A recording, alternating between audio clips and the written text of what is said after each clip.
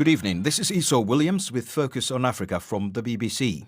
Now, a towering cotton tree that has stood for several centuries in Sierra Leone's capital, Freetown, has been brought down by a heavy storm.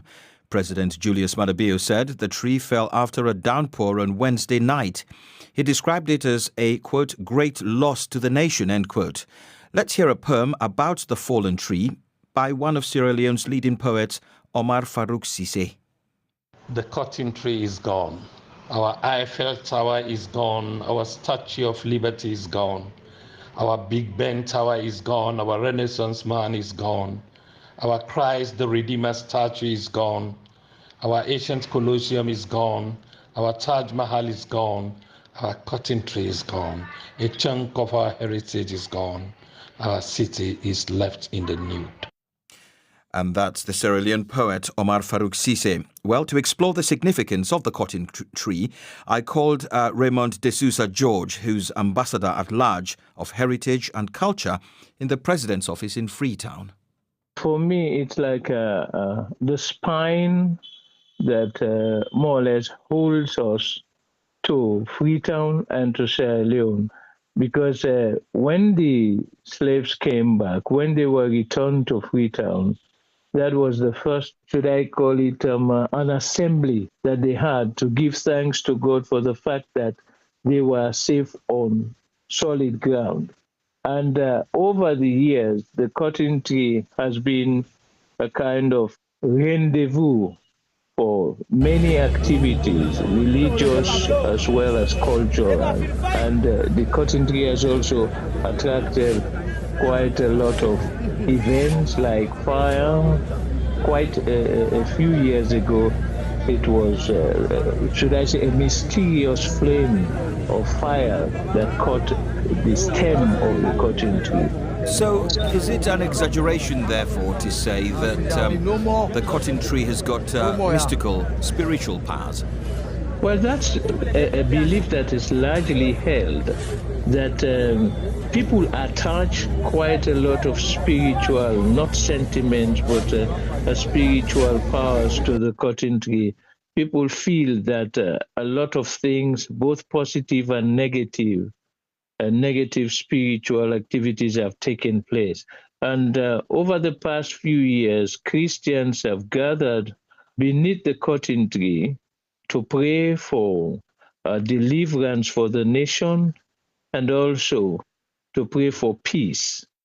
And I think quite recently, Independence Day, there was a march and Christians gathered around the cotton tree because it's like a rallying point for many, many activities. But is it also a controversial tree in the sense that the same Christians you're talking about, some of them have come out today to praise the demise of the cotton tree, claiming that it's been used for witchcraft?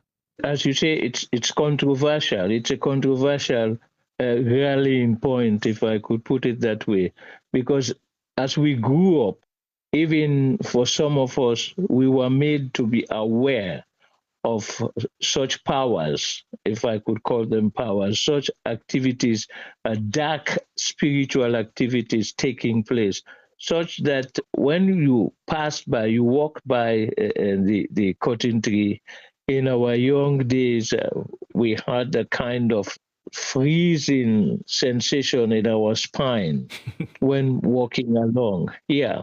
And, was that down to fear, maybe? Fear and the fact that you had been told of these things by parents whom you considered much, much wiser in the cultural aspects of your country than yourself. Because if they were expected to pass on what they believed, their lifestyle, their beliefs.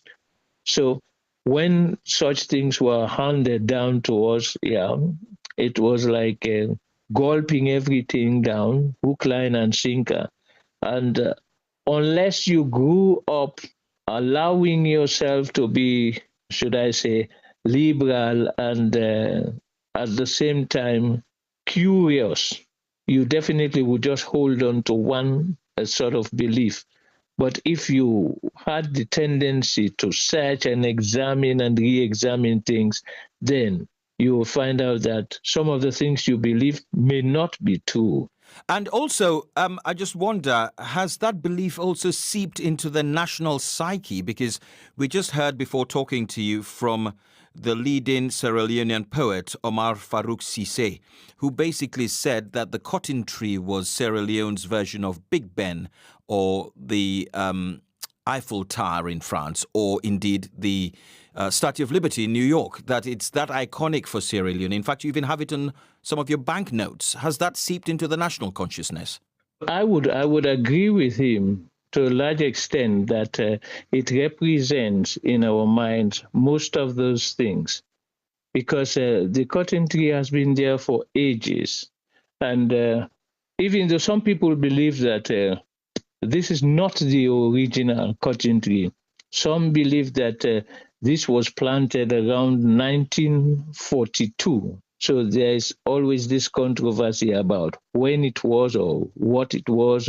Is it the original or not the original? But it does symbolize those things which Omar definitely has highlighted. And that's Raymond de Sousa George of the President's office in Freetown.